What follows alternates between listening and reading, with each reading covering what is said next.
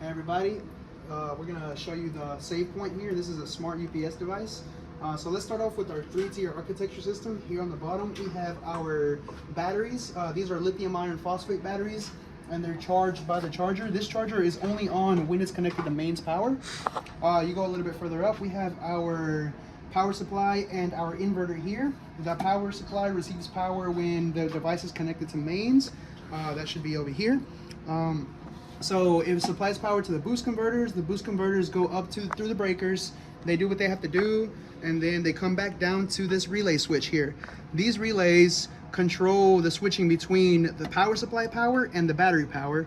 Then it comes back here, it goes through this main breaker, then the current sensor, and then it feeds the rest of the system. This here is the switching system.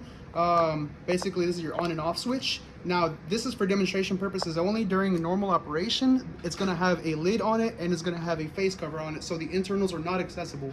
This switch here is going to be recessed into the lid so that it's easily accessible. And it has an indicator light on it also telling you when it's on and off.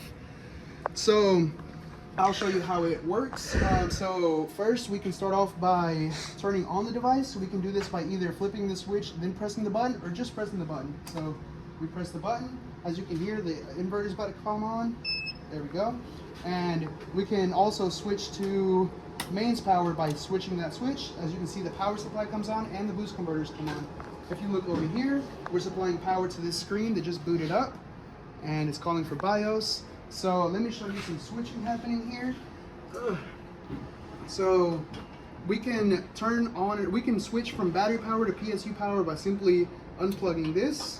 And as you can see here, the power supply turns up, that feeds the boost converters. You know that the power supply is no longer supplying power when the boost converters turn off. As you can see, they just turned off, so there's no power from mains.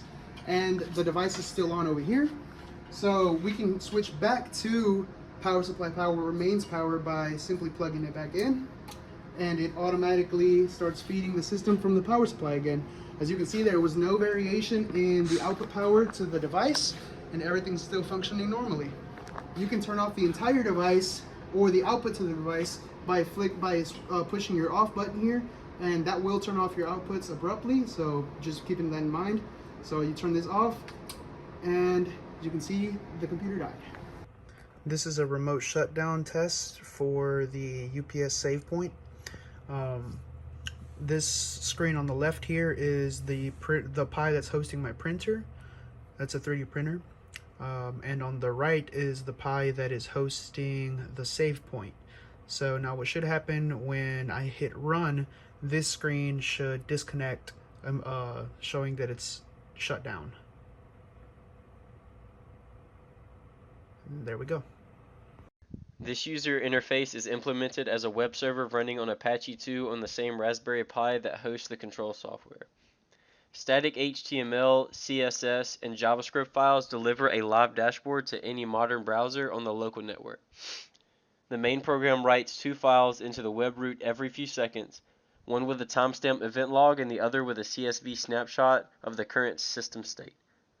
Client-side JavaScript fetches and parses the CSV and updates the charts to show real-time battery voltage, load power, and alarm status. Users may also download the full log file for offline analysis. The simulation inputs used a nonlinear battery model.